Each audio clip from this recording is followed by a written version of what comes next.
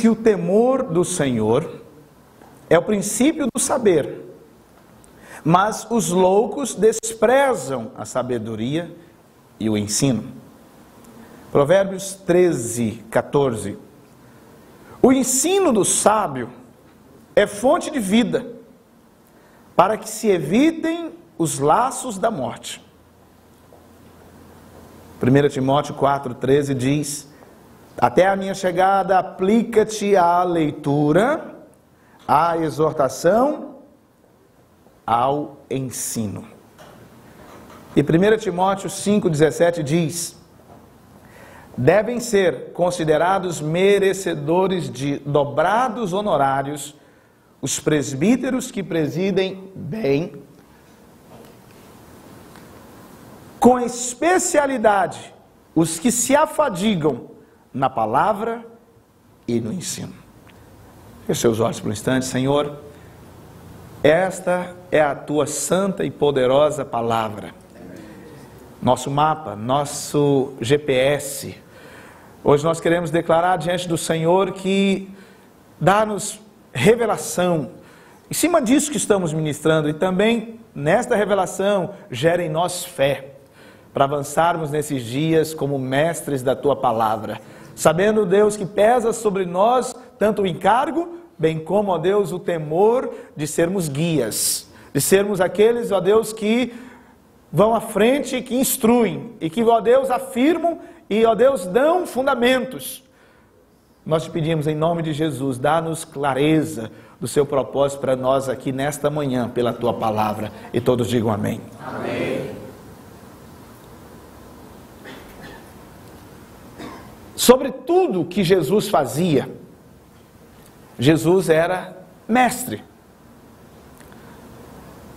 Jesus poderia ter vindo como um rei, como foi Davi. Jesus poderia ter vindo como um profeta, né? Aquele profeta messiânico dito lá por Isaías, e ele então vem liberando palavras, predizendo o futuro. Jesus poderia ter vindo como um sacerdote, que pudesse restaurar a respeito da vida espiritual do povo. Mas Jesus, ele veio e assumiu o ofício de mestre. Mestre. Se nós dermos uma olhada para o Antigo Testamento, nós vamos ver que esse ofício de mestre, ele esteve com Samuel, ele esteve com Esdras, mas, de certa forma, esses homens são chaves, eles são homens de transição na Bíblia, mas eles não são os mais populares. Por que Jesus decide e ele vem como mestre? Então veja, nós temos aqui o contexto histórico, e a gente então, entendendo o contexto histórico, a gente vai então poder visualizar por que Jesus então era mestre. Então veja, o povo retorna do cativeiro, cerca de 470 anos antes da vinda do Messias. Esse povo é organizado novamente, não mais como a nação de Israel, mas agora como judeus, porque o povo de Israel, que era o outro reino, tinha se dissipado e não se constituiu depois do cativeiro, não teve depois do cativeiro da Síria. Mas eles então voltam e eles são organizados, e lá na Babilônia já havia sido introduzido algo que não tinha antes de terem ido, que era a sinagoga. Então não tinha o templo, e por 70 anos fizeram uso então da sinagoga. Foi Esdras quem instituiu, o sacerdote Esdras. Lá ele instruiu, e aí teve que tirar o ofício, que antes era só do sacerdote, do ensino, teve que levantar outras pessoas. E aí nós já temos nessa altura, já existia antes de irem, nós já tínhamos os escribas. Mas desses escribas, eles começaram a levantar entre eles mestres, ou seja, rabinos. Que não existia essa figura até então, como ofício, como até profissão. Né? Mas era algo muito mais que profissão, era algo sacerdotal, era um chamado, era uma vocação para ser mestre. E esse povo então retorna para Jerusalém, e Neemias reconstrói o templo, Esdras reconstrói a parte do sacerdócio, do templo. E esse povo agora tem seus últimos profetas e não tem profeta por 400 anos. Mas esse ofício é o que permanece, através de escribas, principalmente, e sacerdotes. Mas são os escribas que são proeminentes como mestres, porque eles copiavam a lei, eles faziam cópias dela, e eles então estavam manuseando constantemente. E além disso, começaram a também difundir suas ideias, ou seja, suas interpretações acerca do texto sagrado. E aí esse contexto de 4 séculos produz grandes mestres, homens renomados.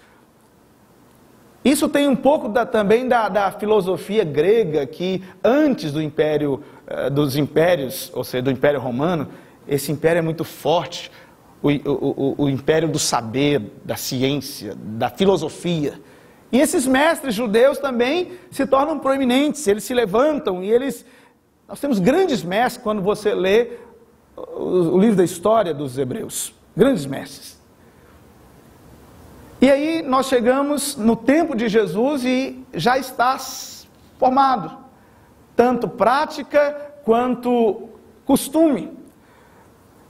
E já sabemos que desde Moisés, desde Deuteronômio 6, desde antes de entrarem na terra de Canaã, já havia instrução de que deveriam inculcar a lei.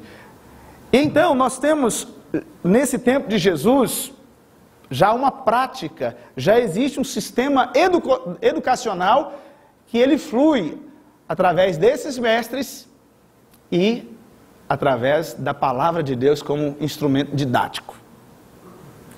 E aí nós temos, pelo menos 3, como hoje nós temos o ensino fundamental dividido em 2 partes, fase 1, fase 2, agora não chama mais 2º grau, né?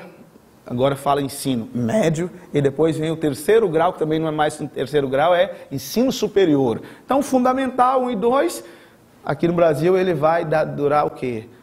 9, com mais 3, 12, com mais 4, 16 anos. 4 e 5, tem uns cursos agora também de 2 anos, né? O tecnólogo. Então ele vai variar então de 14 até 17 anos.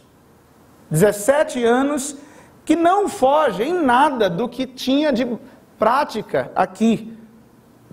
Só que eles tinham só 3 estágios ou 3 níveis.